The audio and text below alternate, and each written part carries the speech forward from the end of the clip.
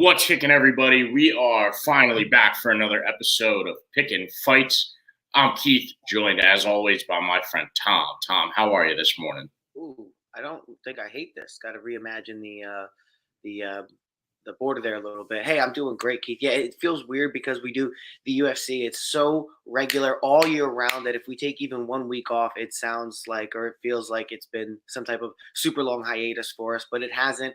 Unfortunately, that card did fall apart a little bit. Not getting to see Derek Lewis.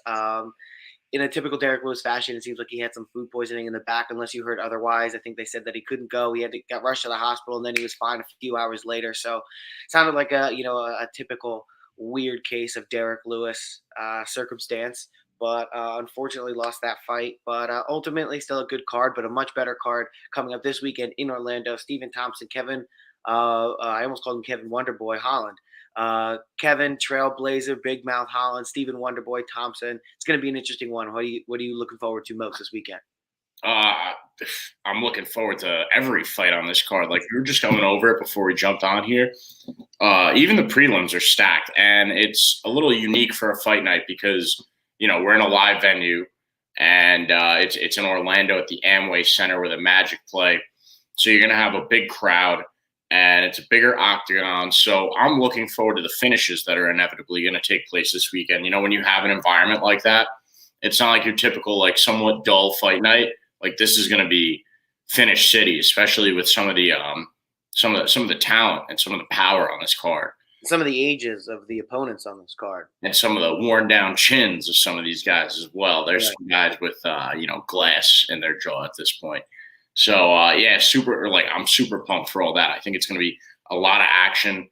So, from top to bottom, super pumped. But, we got plenty of prelim notables. But before we jump into those, just want to remind everybody, please like, comment, and subscribe.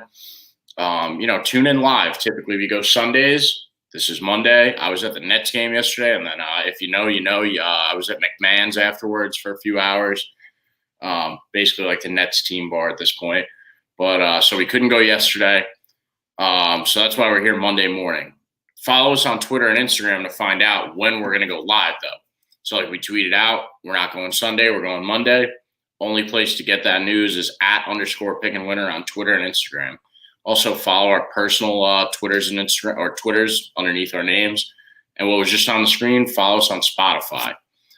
If you can't watch a full episode here on YouTube, listen in your car. Listen on your run. Get your picks over there. We are on Spotify. And leave some comments. We're very active with the chat. If you've been in here and you've left some comments in the chat before, that we bring them up on the screen and we like to interact. So, if you like to interact with us, we like to interact with you. Leave some comments. All right. Prelim notables. I've got one. I'm going with Clay Guida plus 160 over Scott Holtzman. Clay Guida is pretty often at this point, he's plus money.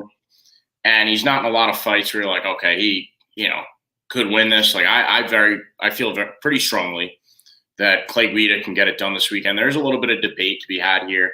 But the biggest factors for me are the fact that Clay Guida, tough. Everybody that watches this sport knows that Clay Guida's got heart. He is fighting Scott Holtzman, who hasn't fought since April of 2021. And in his last two fights, way back when, he did fight great competition, two guys at the top of the division who actually just fought each other. He fought Matheus Gamrot and Beneil Dariush, who both knocked him out. I don't think Clay Guida is going to be the guy that knocks out Scott Holtzman. But I think when a guy like Holtzman, who was pretty active before those two losses, comes in after two bad knockouts, takes over a year and 6 months off, really, really long layoff for him. There might be something mentally wrong there. Not like he's, like a special or anything, but, he's maybe suffering a little bit. The confidence could be gone. Clay Guida is not a guy that you want to go in with no confidence against, because anything that you throw at him, he's going to eat it and keep pushing forward.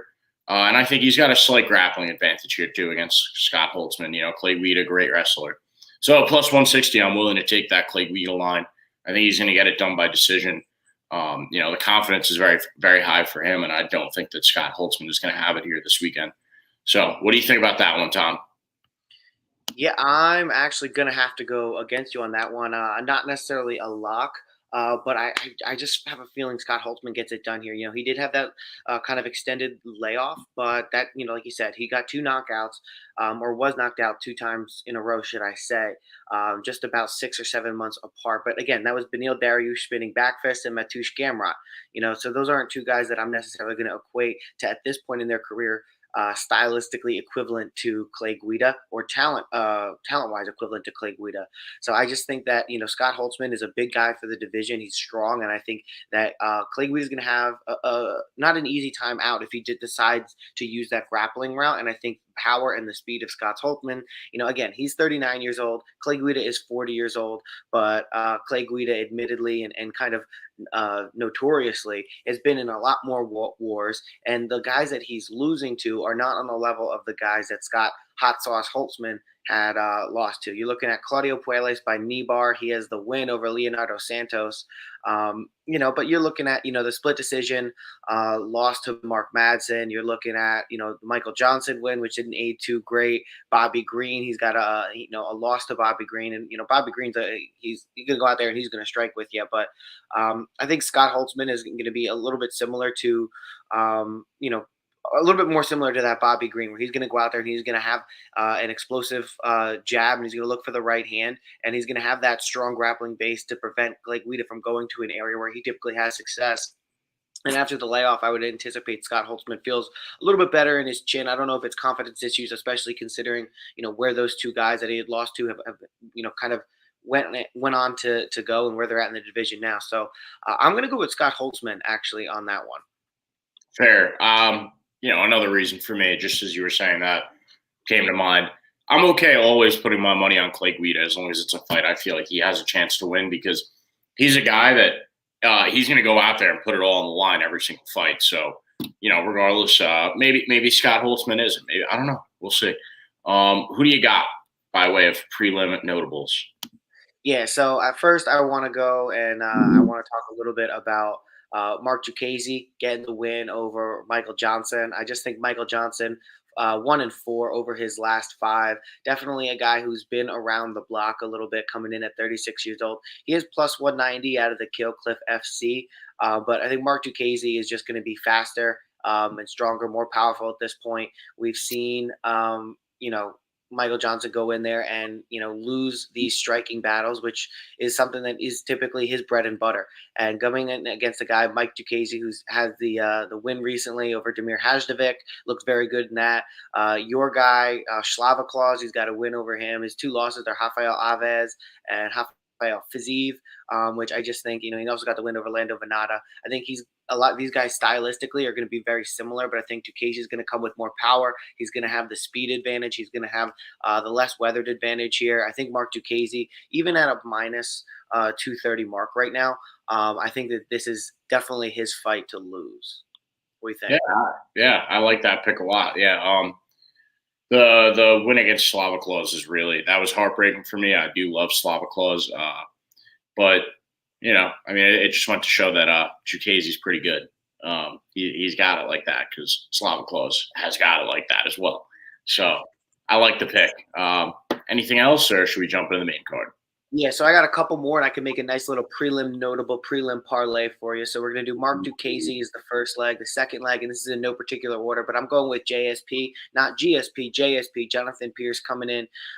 His last UFC outing was 3 months ago. He got the TKO finish against Makwan Amirkhani, so we know the kind of caliber a fighter that we're going to get with Jonathan Pierce. Also having wins over Christian Rodriguez, who was 7-0 at the time. Omar Morales, 11-1 at the time, finished him. And also had a really good outing against Kai Kamaku. I think didn't get a fair shake of it in the UFC. No longer in the UFC, but I think Kai Kamaku III, still a very good prospect. Polynesian guy. And if you're going to ever get a Polynesian out of there by TKO, I'm going to credit you with something fierce. And his last loss was 3 years ago against Joe Lauzon, and obviously the always game Joe Lauzon. So I like what we're getting with Jonathan Pierce. And you're looking at Darren the Damage Elkins. He's a guy who is getting up there, 38 years old, been in a lot of wars, and always been quick, going to swarm you, and willing to stand and trade. But recently, we've seen him have some chin issues. We've seen him get slower as time's gone on. So I feel really comfortable going with Jonathan Pierce here. Probably by decision, but with this parlay I'm going to give you, you probably don't even need to go that specific. So I'm going with Jonathan Pierce, going with Mark Duchesne, and we have an Amanda Hebas Tracy Cortez fight. Both of these women are solid in terms of kind of that whole structure of the UFC flyweight division. You can have some people who are really, really bad and some who are really, really good. These women are towards that top echelon. Amanda Hebas coming in with that split decision loss over Caitlin Chukagian 5 months ago, which Caitlin Chukagian, everyone talks about her as the consummate number 1 or number 2 outside of the champion in that division. She's got the win over Vina Jandiroba, in which she looked really good. Marina Rodriguez, she did lose to by TKO. She submitted Paige Van Zandt and got the win over Randa Marcos. I don't see Amanda Hebas being able to finish Tracy Cortez because of her jiu-jitsu background and obviously time with Brian Ortega. I think this one's going to be largely a stand-up battle, and I think Amanda Hebas is better on the feet, but not good enough to put away Tracy Cortez. So I think Amanda Hebas at minus 130, and then parlay that Amanda Hebas by decision, and then parlay that again for the fourth leg of the Angela Hill and Emily Ducote fight. Have that one go into decision. Both of these women are not finishers. So parlay those 4 legs together, you're probably going to be somewhere in the plus 230, plus 300 margin. And I feel really good about that. So throw, a fiver, a 10, or a 15 down, take 3 times your money home, and go bet that on football on Sunday. Yeah, I like those, especially the last 2. I love those picks to go the distance. We love women's fights to go the distance here, Pickin Fights. And those 2 in particular, like Angela Hill and Ducote, they're decision machines. And, everything you said about Tracy Cortez, what a power couple that is, by the way. I always have to mention that, Tracy Cortez and Brian Ortega. But, her jiu-jitsu's gotten so much better since being with Ortega. And, if it goes to the ground, then, she'll be able to stalemate anything that Hebas gives to her, if she gets dropped. Love the picks. So I'm going to be tailing you with that parlay. When we do our pick rundown, I'm just going to say, Tom, I'm taking your parlay. So, yep, I love it. So we're going to jump into the main card here for UFC Fight Night. Thompson versus Holland, UFC Fight Night Orlando. And to kick off the main card, we have Eric Anders versus Kyle Daukaus. Kyle Daukaus has a very clear grappling advantage, and that's a place we've seen Eric Anders struggle in the past. Just want to mention, too, Eric, ya boy, Anders, great nickname. I love it. Eric Anders has good power, but Daukaus also has a good chin. He could take a good shot. And, bring Anders to the ground. He could clinch with Anders up against the cage for 3 rounds if that's what he chooses to do. And he could submit him on the ground. I just think being that Eric Anders has a history of being controlled on the ground now at this point, has a couple of submission losses, that's really Kyle Daukaus' bread and butter right there. And to your point about the siblings, that's a rule that we always stick by. Chris Daukaus on a bit of a skid. Kyle Daukaus, I think, is going to be the brother that, overtakes, the Daukaus family name and becomes like the more prominent Daukaus brother at this point. So, I don't know. What do you think? You agree, Tom? Yeah, I'm going to have to go with Kyle Daukaus on this one here. Like you said, he has the clear grappling advantage. He's actually not going to be as big or as lanky, according to Tapology, as I thought he would be. I thought he would have a pretty significant reach advantage. He's not. Going to have a 2-inch height advantage. Not going to be the bigger guy here. Eric Anders definitely going to be stronger, but I think Kyle Daukaus uses his jiu-jitsu and the clinch in a way that he kind of uses that height to make it a little bit more difficult for Eric Anders. And, we haven't seen Eric Anders on that good of a skid here. I think he's 3-1-1 over his last 5. Those losses coming to Christoph Jocko, losses coming to submission by Andre Muniz. He went the distance with Jae Young Park. Only win coming against Darren Stewart, and he didn't look great before the illegal knee against Darren Stewart. And I just think that Eric Anders at 35 years old, getting up there in age at the 186-pound division, I just feel a little bit more comfortable with Kyle Dawkins here. He's steadily improving. Like you said, we have the sibling thing going on here, and I think he's going to be able to, he's just coming out of a battle where he did lose in the clinch to Roman Dolidze, but I don't think Kyle Dawkins is going to have to worry about the power coming back or the effectiveness of the clinch game against Eric Anders like he had to do with Roman Dolidze. So for this one, I'm going with Kyle Dawkins. I don't feel super duper comfortable about it just because I feel like Eric Anders, is maybe almost due for a win. He's that ya boy attitude that he likes to go out there and he likes to scrap. And I'm not going to put it past that he can maybe stun Kyle Dawkins, but again, to think that he's going to maybe go out there and put him away after not putting anyone away over his last five, I don't see it. Kyle Dawkins is younger. I'm going to go with Kyle. Yeah, I like that a lot. I don't really think Eric Anders has like that finishing power that was expected of him. I think he's a former Alabama football player, good hands. So yeah, it's just I think it's Kyle Dawkins' fight to lose. All right, next up, Jack Hermansson versus Roman Dolidze.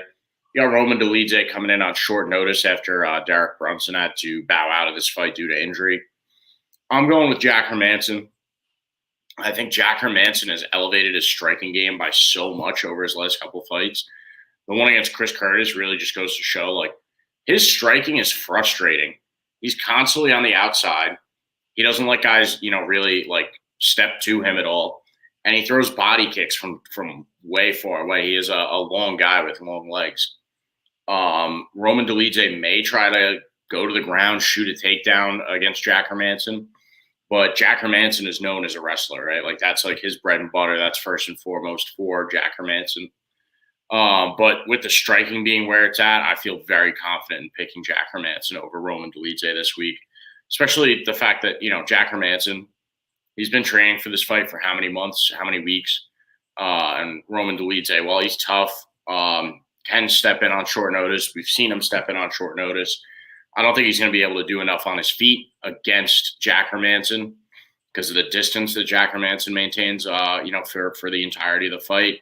I mean, it's just frustrating. Like, look at what he's been making guys angry lately. If you go back and watch that Chris Curtis fight, he's been making guys really upset with the way that he's not willing to engage, but he'll throw strikes from far away that piss guys off. And if Dolidze does choose to go to the ground, Jack Hermansson's got the advantage. So what do you think, Tom? Yeah, I for whatever reason, I have this notion in my mind that Jack Hermansson has had a decent amount of these changing opponents, and you would think that he would be the guy in camp, has a change of opponent, would come in there with the advantage because he's been training. But I think in those times where that's happened, he's actually lost that follow-up fight against the new opponent. Jack Hermansson, who is he training for? I'm trying to remember off the top of my head. Derek Brunson. Who was that? Derek Brunson. Derek Brunson, yeah. So he's training for Derek Brunson, which is going to largely probably both of those guys are better on the ground. So kind of just trying to prepare his striking for that level of opponent. Roman Dolidze is a guy who is a striker. He's Georgian, and he's massively improved his striking and his entertainment value and his power and his finishing ability in his most recent fights. I think Jack Hermansson is going to have a difficult time getting Roman Dolidze down. Roman Dolidze is a guy who specializes in the clinch, especially up against the cage. Jack Hermansson's going to want to engage to try and get it to the ground. I think he's going to have a harder time getting it to the ground against Roman Dolidze. But like, you saw against Chris Curtis and, even against Sean Strickland, and Sean Strickland won that bout. It's Jack Hermansson's ability to stay on the outside and not get hit, but also not engage at the same time that makes for a snooze fest. And Roman Dolidze, I think, is a guy that, this one's a toss up because we could get the Roman Dolidze of 2, 3, 4 fights ago who's going to be willing to have that type of bout and go. It's going to go to decision, and he's going to be up against the cage the entire time. Or you can get a Roman Dolidze in the last 2 bouts who's going to go out there, be aggressive, and show that power and that striking that he had shown outside of the UFC that made people so excited to see him. It's really hard to say at this point. For the sake of the show, I'm going to go against you. I'm going to say Roman Dolidze because I think he's going to be able to in the way that Chris Curtis and Sean Strickland weren't. They don't have a big clinch game. They don't have the kind of slow-paced style that allows them to just not care what the crowd thinks, have somebody up against the cage, and just win that quote unquote control time. And I think Roman Dolidze is going to be able to do that. I think the change in opponent and the change in the style of opponent is going to be more of a hindrance on Jack Hermansson than it is against Roman Dolidze. So I'm going to go with Roman Dolidze, but I think the safer bet here is to take it to go to decision.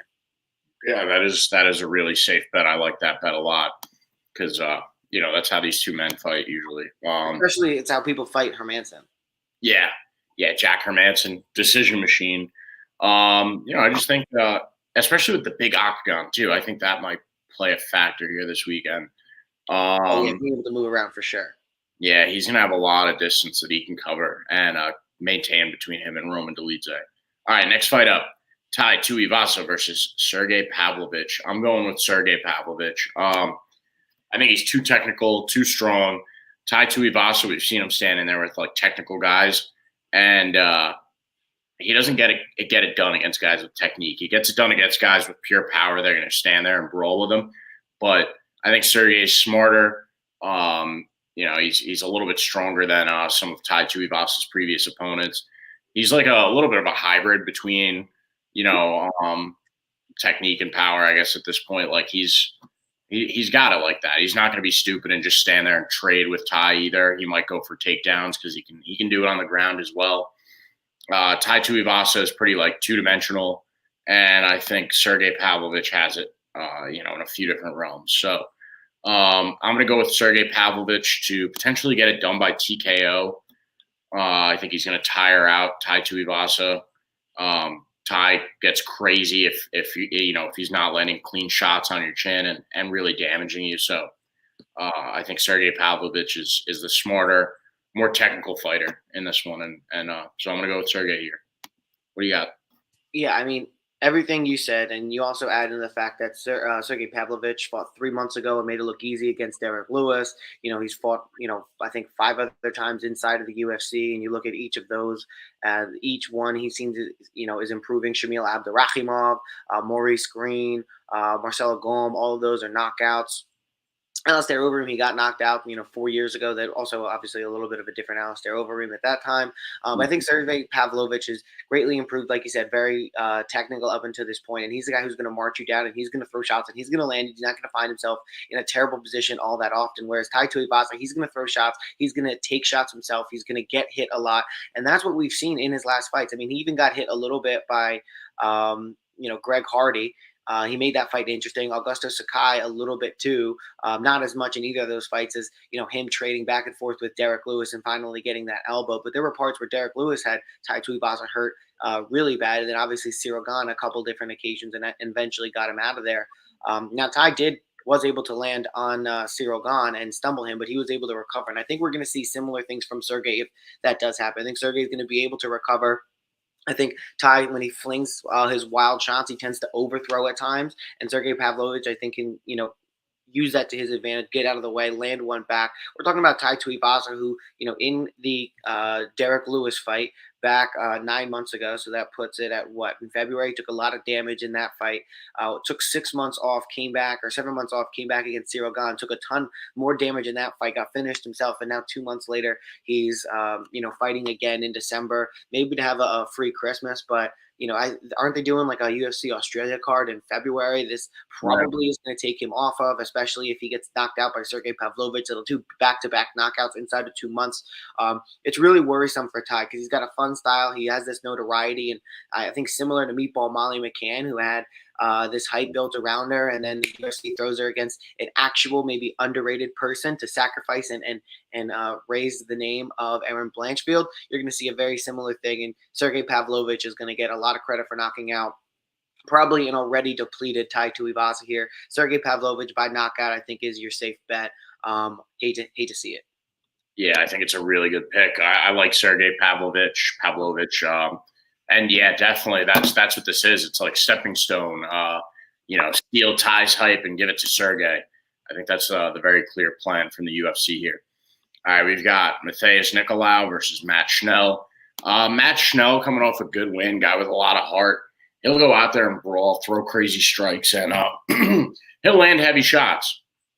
But I think Nicolau is just so much more technical. he's got it in so many different ways where he's got it on his feet. He could stand there and trade with Matt Schnell this week, or he could go to the ground with him. He's good at like working the body and then going up top for finishes. He has a few body then head strike clean cold knockouts. So I'm going with Nicolau over Matt Schnell. I just don't think Matt Schnell brings enough to the table to withstand and win this fight. What do you think, Tom?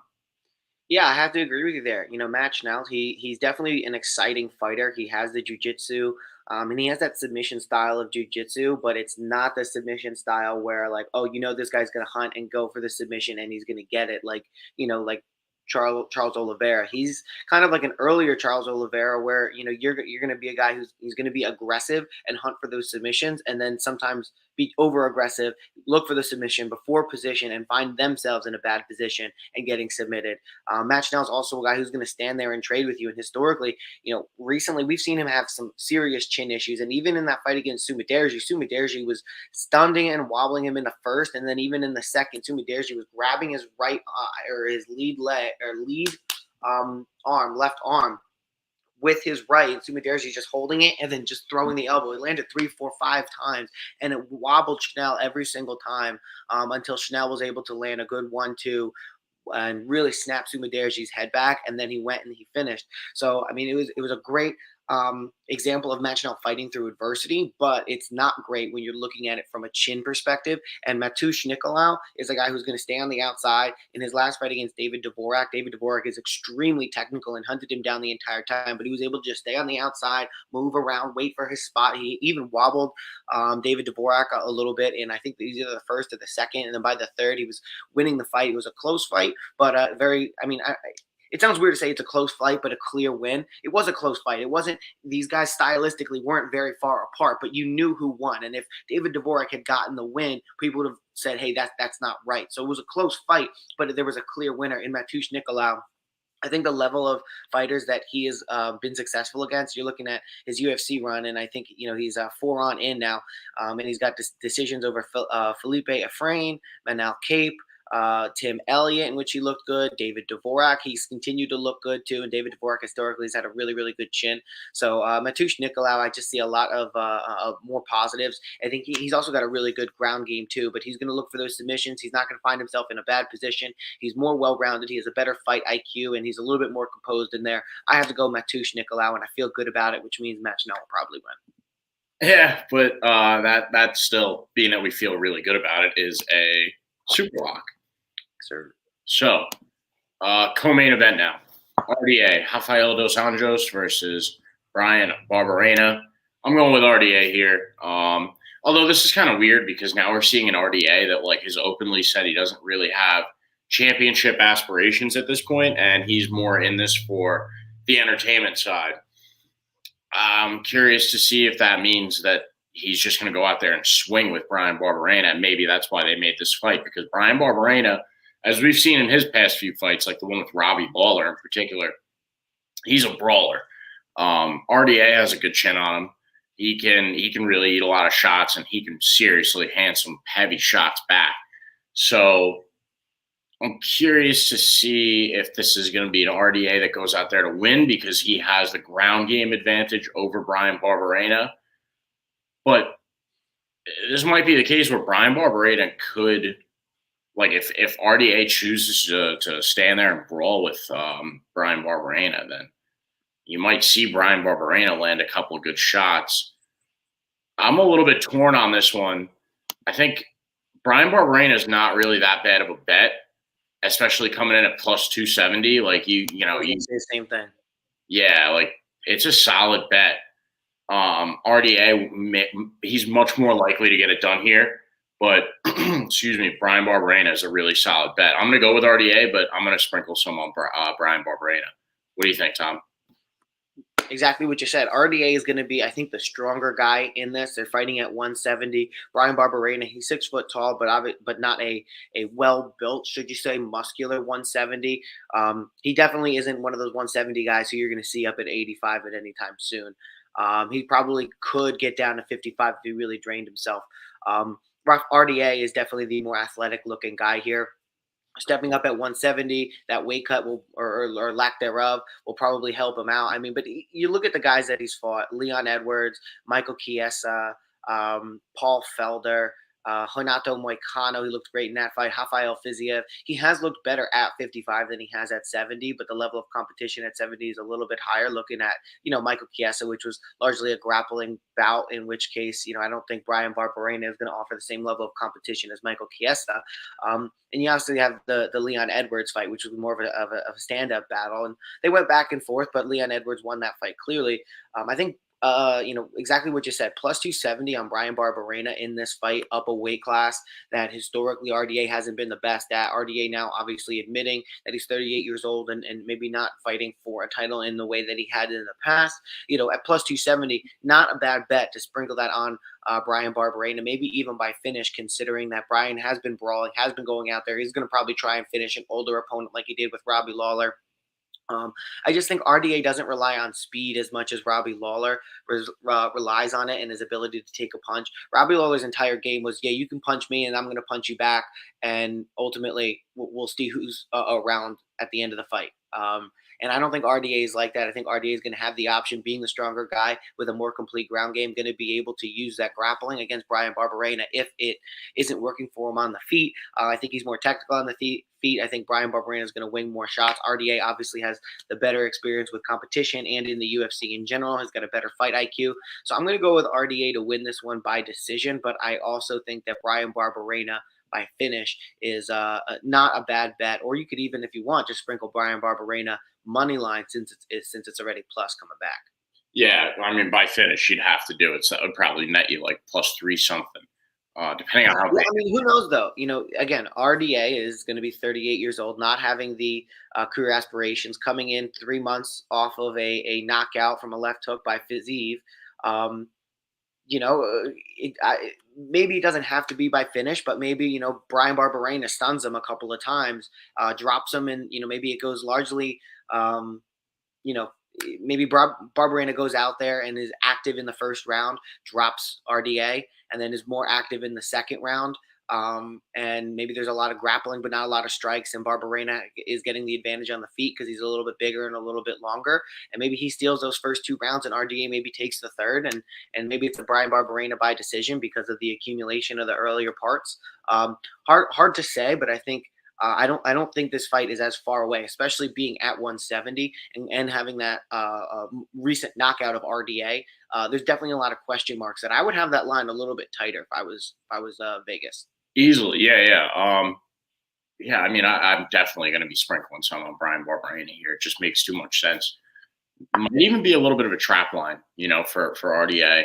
Well, and listen, there's a lot of people who are on RDA on Tapology too. Looking at Tapology, 83% of the 1,200 votes are on RDA, and I don't want to get it misconstrued. I am in the RDA camp. I think there's a lot more ways for him to win. But there's also a lot of question marks. And for that, I think plus 270 minus 340 on RDA, that's a little steep. Yeah. Oh, it's way too steep for RDA right now at this point in his career. Plus 270 is great. Definitely going to sprinkle a little bit there because Brian Barberena does have the ability to get it done this weekend. All right. Stephen Thompson, Wonderboy versus Kevin Holland, main event. This is a pick'em fight. According to Vegas, especially, it's minus 110 across the board for both of these guys. Tough fight to pick, honestly. Very, very tough fight. But I think, I don't know, this is like a brain and heart fighting it out for this one for me. Brain's telling me Kevin Holland. Heart's telling me Stephen Thompson. I think I'm going to go with Stephen Thompson. He's due for a win. I think he's on a little bit of a skid right now. He's got the technique, like that karate style, to keep Kevin Holland at distance and land a lot of great kicks. And Kevin Holland, I think, is going to be looking for a finish. I think you're going to see a 3-2 for Stephen Thompson by the end of this fight. 5-round fight. I think Stephen Thompson's going to get it done. Kevin Holland could put Stephen Thompson's lights out, though, and end it. I think if it goes the distance, it's Stephen Thompson's fight. If it is within the distance, it's going to be Kevin Holland. I'm willing to bet that Stephen Thompson can outlast and bring Kevin Holland to a good decision here this weekend. What do you think, Tom? Yeah, I'm going to be firmly in the corner of Kevin Holland. And there's a couple of reasons for that. And, I'm one of the biggest Stephen Wonderboy Thompson fans that there is, even from his, earlier days back in kickboxing, watching those early fights. I'm a constant visitor to his YouTube channel, but the reality of the situation is Stephen Wonderboy Thompson is going to be coming into this fight at the ripe old age of 39.9, meaning he's going to be almost 40 at the beginning of next year. For a striker, especially one that uses technique and speed and quickness as your main defense mechanism or offensive mechanism, I'm really concerned. And you also look at Stephen Thompson. You look at the fights that he's lost. Anthony Pettis in a striking battle. Anthony Pettis is going to wing wild shots. That was that Superman punch that knocked him out. Then you look at the two fights that he won at 170, Vicente Luque and Jeff Neal most recently. Those are very technical strikers. And I think Kevin Holland is definitely a wilder striker than each of those guys, and probably more akin to Anthony Pettis. So, if this is a striking battle, I think Kevin Holland is going to have the power advantage, and he's probably going to have the speed advantage, and he's definitely going to have a 6-inch reach advantage because he's going to be the taller guy. We've been thoroughly impressed with everything we've seen from Kevin Holland at 170 pounds. He took the Khamzat Chimaev fight on short notice. Khamzat Chimaev could fight at 185 reliably and kills himself to get to 170, and grappling is his strong suit, which is something that Kevin Holland knows is his main weakness. He can submit people on the ground, but if it's a wrestler, he's going to have some issues.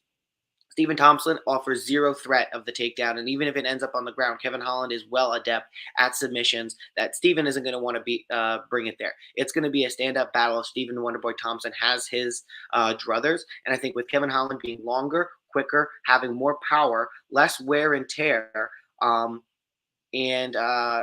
just think that everyone that Kevin Holland has been in the octagon with, he has clipped. You even look at the fights with Marvin Vettori and Derek Brunson. Later on in those fights, he still managed to clip those guys up at 185 pounds. They chose to wrestle him because they didn't want to stand and bang with him. And keep in mind, Marvin Vettori stood and banged with Idi Adesanya, and he chose to wrestle Kevin Holland. Think about that. Kevin Holland was out-wrestled by both Derek Brunson and Marvin Vettori. Marvin Vettori chose to stand with Izzy Adesanya. Or he tried to take him down and wasn't able to. But at the end of the day, you just look at those two fights for what they are. And that Marvin Vettori fight with Izzy, it did go back and forth. And people gave it to Izzy, but I think there was, and Keith, you'll attest to this, there's maybe an argument that in that second one that Marvin Vettori won. So if we're just comparing striking for striking, Kevin Holland absolutely has the ability to put Stephen Thompson away. And he has the ability to submit Stephen Thompson. I don't think Stephen Thompson is going to knock out Kevin Holland. I don't think Stephen Thompson is going to, submit him. I honestly don't even know if Stephen Thompson is going to be able to outpoint him all the way to a decision. So I'm going with Kevin Holland. He's younger, faster. He's looked great at 170. He's fun. And I also think, he may be talking to Stephen Thompson a little bit, and Stephen Thompson will be, giving him the attaboys and smile. And I think Kevin Holland is going to be the guy who, maybe he has a little bit of gamesmanship. Stephen Thompson laughs or something and does this, or, whatever nice guy ploy he puts up.